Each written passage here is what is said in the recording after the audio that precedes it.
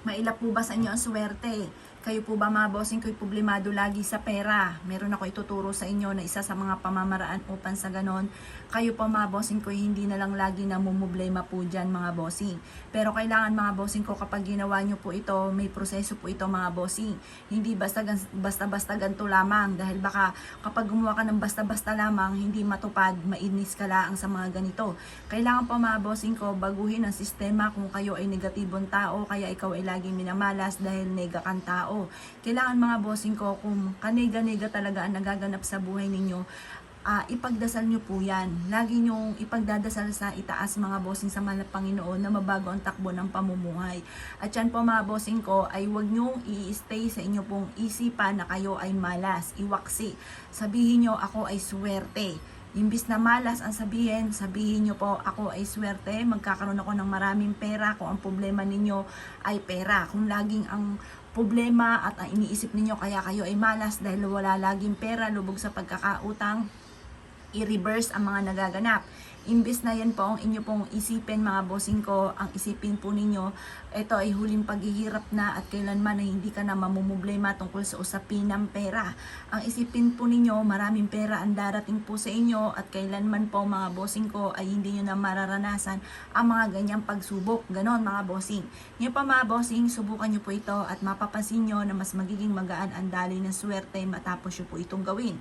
Ngayon pa mga bossing, ganito lamang ang gagawin po ninyo. Ito yung ating bawang.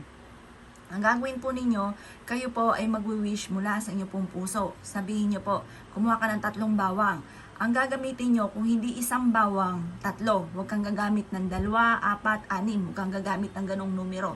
Negative po yun. Malas ang ibig sabihin po nun. At laging panakto ang inyo pong kaperahan. Laging walang pera. Kaya mas mainam 3 ang gagamitin. 1, 3, 5, 7 or 8 ang inyong gagamitin. Yan yung mga masuswerteng numero. Ngayon pa mga bossing, kayo po yung mag-wish na mula sa inyong pong puso. Mas mainam mga bossing ko na ilalagay nyo po ito sa pouch na kulay pula or kaya po ay gold or kaya ay green. Tapos, i-wish nyo po dito na kung ano man yung hinanaing ninyo. Makakabayad na ako sa aking mga pagkakautang, hindi na ako mauubusan ng pera at maraming pera ang darating sa akin. Araw-araw na magkakaroon ako ng malaking benta. Ganon ang mga pag-wish na walang gamit. Na sana, direct to the point mga bossing. Mag-wish ka na mula sa puso. At pagkatapos, ugaliin tuwing umaga mga bossing ko na magsasabi ng mga magagandang salitain. Ibilad nyo ito sa sinag ng araw hanggang alas 8 ng umaga. Makalipas ang alas 8 ng umaga, ilagay sa inyo pong pouch na kulay pula, gold or kaya ay green. Pagkatapos, dalhin kahit saan kayo magtungo.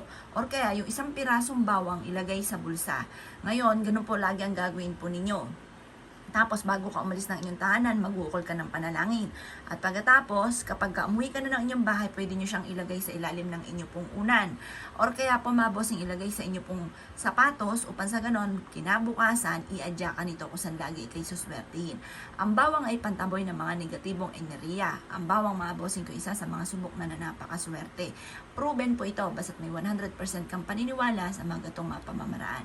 Ngayon pa mga bossing, pisil-pisilin ang bawang. Minsan kasi madaya po yan. Akala nyo, sariwa pa po siya kasi buo siyang ganyan.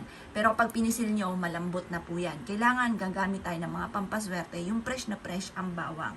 Para mas mabilis na ang pasok ng swerte at taboy kaagad ang mga kamalasan. Yung mga natuyo na yan mga bossing ko, yan po mga bossing, ay hindi na po, marami siyang nahigop na negatibong enerhiya at wa-effect na po yan. Hindi na po yan swerte kapag tuyo na. Kaya kailangan fresh na fresh yung bawang natin kapag po kayo ay gumawa ng gatong mga pamamaraan.